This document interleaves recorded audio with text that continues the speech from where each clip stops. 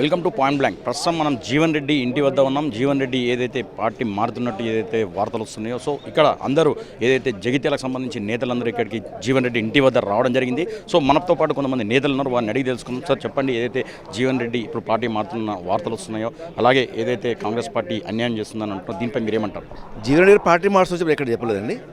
Congress party Jeevan రెడ్డికి అన్యాయం చేస్తుంది, అది మాత్రం చెప్పేస్తాం. ఎందుకంటే జీవన్ రెడ్డి గారు కాంగ్రెస్ పార్టీ తల్లిదండ్రి పార్టీ. ఆయన ఎప్పుడో కేసీఆర్ వాళ్ళు వీళ్ళు రమ్మన్నప్పుడు పోలేదు. హోంమంత్రి ఇస్తున్నా ఏ మంత్రి ఇస్తాను అని పోలేదు. అలాంటి వ్యక్తి ఇప్పుడు పార్టీ మారుస్తారండి. కాంగ్రెస్ పార్టీ జీవన్ రెడ్డి బతికిచ్చిండు.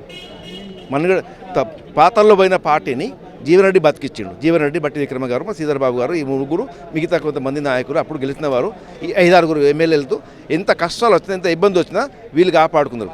ఈరోజు సీనియర్ జూనియర్ అనుకుంటా తెరపై తీసుకొచ్చి నేను కావాలని తీసుకొచ్చి ఇక్కడ పెట్టి మిమ్మల్ని యువకుడు అని చెప్పని, యువకుడు కేసీఆర్ మాట్లాడుతూ ఉంటాడని మేమందరం కాదు మేము సహకరించి ఈరోజు యువకతను మొత్తం ఈ 10 సంవత్సరాలు కాంగ్రెస్ పార్టీ బలపడి చేయడానికి కేసీఆర్కు తగ్గట్టు నాయకుడు వచ్చిండు అని నమ్మి మేము కేసీఆర్ మీద, బీఆర్ఎస్ పార్టీ మీద, టీఆర్ఎస్ పార్టీ మీద, బీజేపీ మీద ఉద్యమాలు చేసి యుద్ధం చేసి ఎన్నో పోగొట్టుకొని ఈరోజు మన నాయకుడికి గెలిపించుకుందాం అని వస్తే 2 సార్లు ఓడిచ్చారు.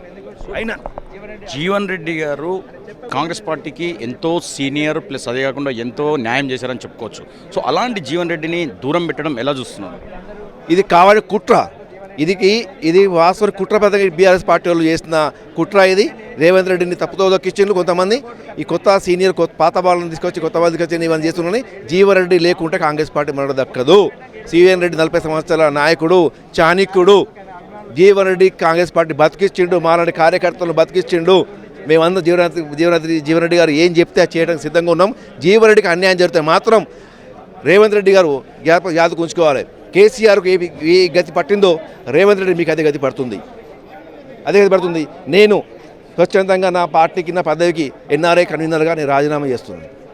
మరొక అంశం ఏమిటంటే, ఇప్పుడు జీవన్ రెడ్డి చాలా అన్యాయం జరిగిందని చాలామంది చెప్తున్నారు. ఇప్పుడు సీనియర్లు బట్టి విక్రమ వరకు వీళ్ళు కూడా వచ్చి వెళ్ళారు. సో ఏం చెప్పారు ఇక్కడ? ఏం నచ్చ చెప్పారు? వాళ్ళు తొందరపాటు చెప్పారు. వాళ్ళు ఏం నచ్చ చెప్పినా మా జీవన్ రెడ్డి నిర్ణయం మా నిర్ణయం ఉండదు. వారు చేసిన వాళ్ళు చేసిండ్రు. వాళ్ళకి తెలియకుండా ఏం కాలే కదా. ఒక జిల్లా ఇన్ఛార్జిగా మాకు లక్ష్మణ్ కుమార్ గారు ఉన్నారు, ఒక జిల్లా ఉమ్మడి మంత్రిగా శ్రీధర్బాబు ఉన్నారు. వీళ్ళిద్దరు వాళ్ళ నాయకత్వంలో పెరిగిన వాళ్ళే. వాళ్ళకి తెలియకుండానే ఈ చర్యలు జరిగినాయి. దొంగ రాత్రికి ఎందుకు అయిందండి? దొంగ రాత్రికి చర్య ఎందుకు చేసుకోవడం వచ్చింది? ఏం అవసరం వచ్చింది? ప్రభుత్వం పడిపోతుందా? ఒక సంజయ్ కుమార్ వస్తే ప్రభుత్వం నిలబడుతుందా? 65 మంది ఎమ్మెల్యేలు గెలిపించుకొని కార్యకర్తలు 4.5 సంవత్సరాలు పోరాటం చేసి ఉద్యమం చేసి 12 సంవత్సరాలుగా ఉద్యమం చేసి కేసీఆర్ను బంధు పెట్టినాము. మళ్ళీ సీనియర్ కార్యకర్తలు, మాజీ కార్యకర్తలు అవసరమైతే పానాలు తెగిస్తాం. కానీ జీవన్ రెడ్డికి అన్యాయం జరిగితే మాత్రం మీ పదవులు దక్కవు, జాగ్రత్త.